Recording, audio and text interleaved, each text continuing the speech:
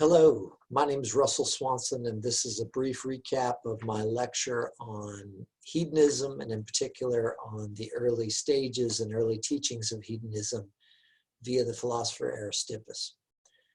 In that last lecture, we introduced the general idea of hedonism, in particular focusing first on its metaphysics, focusing on the idea of materialism, the notion that all of reality is made up of matter, and that there's nothing knowable beyond that. And so if we're going to find our good life, we're going to need to find our life within this material existence. The hedonists had this metaphysics, which they had pulled from even 6th century thinkers in ancient Greece, and built upon it a very simple understanding of ourselves as sentient creatures, but just that, another type of animal that can, for whatever reason, experience our lives. And because we can experience our lives, we are driven towards those experiences that are pleasant, and we're driven away from those experiences that are painful. And this is often referred to as psychological hedonism.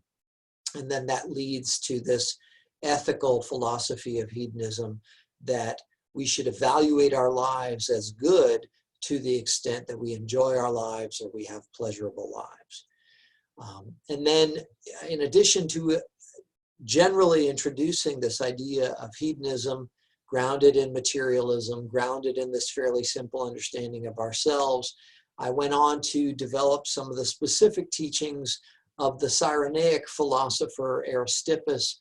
I developed the idea that Aristippus was a contemporary of Plato's and a follower of Socrates, but ended up with a very different philosophy of existence from both Socrates and Plato. And in some sense, I think that the real linchpin is the Cyrenaic attitude towards the future. Aristippus was very skeptical about the future, perhaps because of the uncertainty he had witnessed in his own lifetime.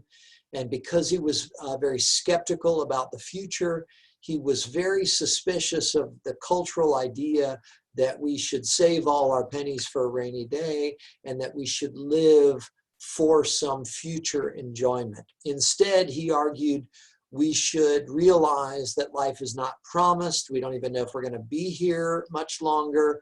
We don't know what the quality of life will be in the future. If we have the opportunity to enjoy it now, we should sort of take what we can now of life and get the most out of it now and explore the pleasures that are possible to us in this moment. And what is most directly present to us is the opportunity to explore our sensuality and to cultivate what scholars of this tradition have called the positive pleasures, the pleasures that result from the positive presence of specific urges and desires. And so Aristippus, the Cyrenaic hedonist, teaches that we should figure out, we should know thyself, right? Know what kind of creature you are. You are a creature driven by pleasure and pain. It's that simple. You should therefore be suspicious of the cultural narratives which would sacrifice you or have you sacrifice the near term for some future imagined good or greater good. You should pursue what you can now, and specifically you should become a student of yourself in terms of your own specific urges or desires. What I half-jokingly say about that is that you need to figure out what kind of freak you are, and you need to learn how to safely get your freak on. And so Aristippus said, look, explore your urges, explore your desires, shed your guilt, shed your shame, and have an honest exploration of what feels good in existence. And so that focuses us on maximizing our opportunities for pleasure and minimizing the pains in our lives and maximizing our opportunities for intensely pleasurable experiences in life as well, which highlights an aspect of our sensuality, which we talked about in the last lecture. Specifically, it highlights, puts a light on, shines a light on human sexuality as something that, if we're honest about it, is a big part of who we are for many of us, and yet in most of our cultures is not something we see a lot of mature and thoughtful dialogue about.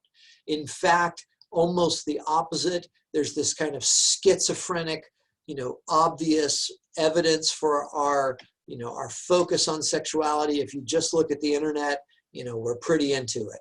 But if you listen to discourse in society, you hear an absence of thoughtful dialogue, an absence of mature, kind of open-minded exploration of human sexuality in terms of the spectrum of its orientations and the fluidity of its expression.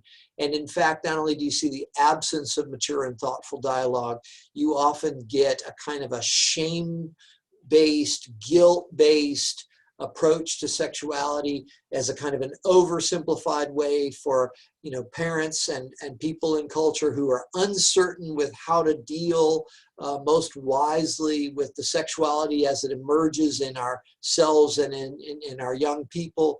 We deal with that by sort of wishing it away and by shaming it away and by turning our back on certain realities like masturbation and the possibility of bisexuality in us all. And we have, literally violently condemned expressions of human sexuality like being gay or being lesbian. And where if we're talking about consenting adults in particular, we ought to be open to letting people live and just living and let live. But more than that, we really should, the Cyrenaics would say, have a more philosophical attitude towards the positive potentials that exist within our sensuality as a whole and our sexuality as a subset of that. But always, always, always, the Cyrenaics would say, keep in mind that as we explore what come to be known as the positive pleasures, and we learn to feed our specific urges, to find what itches we have, and we learn how to scratch those itches, just remember that there is a very real set of dangers that result from the pleasures that we might seek, and that we don't want to end the party. That is our existence while we have it. We don't want to end the party prematurely. We don't want to get an STD. We don't want to have an unplanned pregnancy. We don't want to expose ourselves to people who won't, who don't earn our trust and aren't worthy of our vulnerability. We certainly don't want to, feel ashamed about our bodies and an exploration of what is natural to us. But at the same time, we've got to maintain some semblance of control. And maybe the most obvious version of the danger here would be the danger of addiction, which is very real to many of us. And we know that it's sort of an, something we have to watch throughout our whole lives, that we don't fall too far into answering our urges and desires.